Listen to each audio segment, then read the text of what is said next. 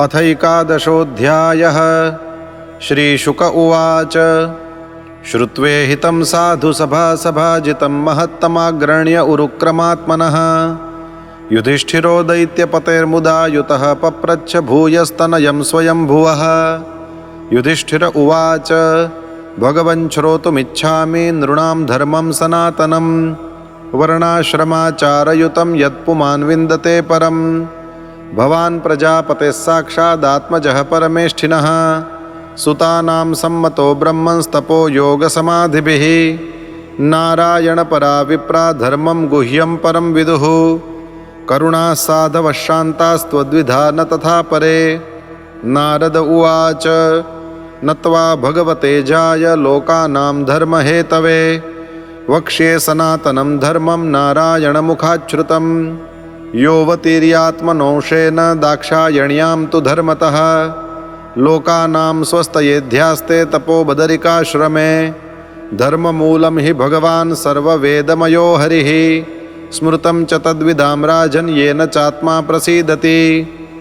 सत्यं दया तपश्शौचं तितिक्षेक्षा शमोदमः अहिंसा ब्रह्मचर्यं च त्यागस्वाध्याय आर्जवम् सन्तोषः समदृक्सेवा ग्राम्येहो परमशनैः नृणां विपर्ययेहेक्षा मौनमात्मविमर्शनम् अन्नाद्यादेः संविभागो भूतेभ्यश्च यथार्हतः तेष्वात्मदेवता बुद्धिः सुतरां दृषु पाण्डव। श्रवणं कीर्तनं चास्य स्मरणं महतां गतेः सेवेज्यावनतिर्दास्यं सख्यमात्मसमर्पणं नृणामयं परो धर्मः सर्वेषां समुदाहृतः।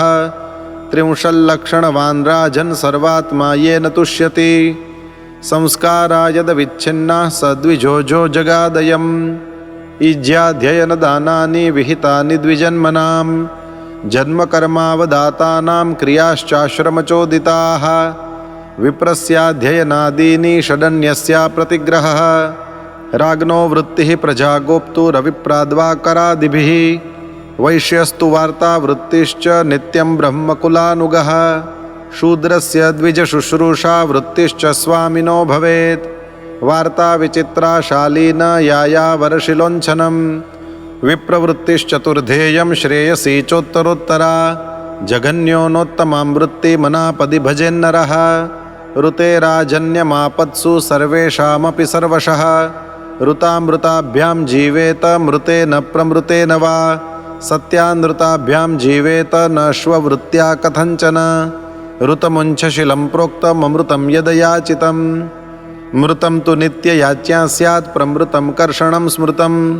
सत्यानृतं तु वाणिज्यं श्ववृत्तिर्नीचसेवनं वर्जयेत्तां सदा विप्रो राजन्यश्च जुगुप्सितां सर्ववेदमयो विप्रः सर्वदेवमयो नृपः शमोदमस्तपःशौचं सन्तोषक्षान्तिरार्जवं ज्ञानं दयाच्युतात्मत्वं सत्यं च ब्रह्मलक्षणं शौर्यं वीर्यं धृतिस्तेजस्त्याग आत्मजयः क्षमा ब्रह्मण्यता प्रसादश्च रक्षा च क्षत्रलक्षणं देवगुर्वच्युते भक्तिस्त्रिवर्गपरिपोषणम् आस्तिक्यमुद्यमो नित्यं नैपुणं वैश्यलक्षणं शूद्रस्य सन्नतिश्शौचं सेवा स्वामिन्यमायया अमन्त्रयज्ञो ह्यस्तेयं सत्यं गोविप्ररक्षणं स्त्रीणां च पतिदेवानां तच्छुश्रूषानुकूलता तद्बन्धुष्वनुवृत्तिश्च नित्यं तद्व्रतधारणं सम्मार्जनोपलेपाभ्यां गृहमण्डलवर्तनैः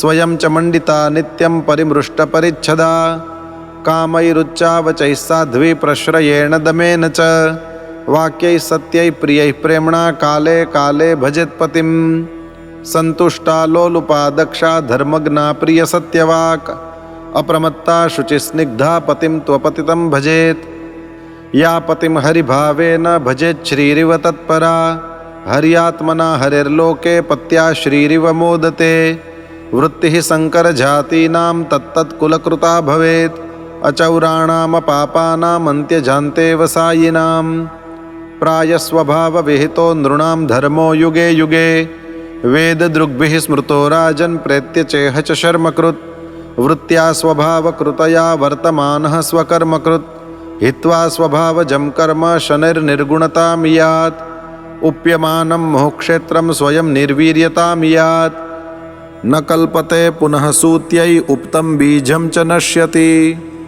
एवं कामाशयं चित्तं कामानामतिसेवया विरज्येत यथा राजन्नाग्निवत् कामबिन्दुभिः।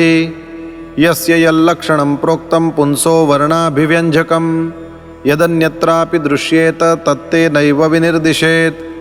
इति श्रीमद्भागवते महापुराणे पारमहंस्यां संहितायां सप्तमस्कन्धे युधिष्ठिरनारदसंवादे सदाचारनिर्णयो नाम 11 अध्यायः।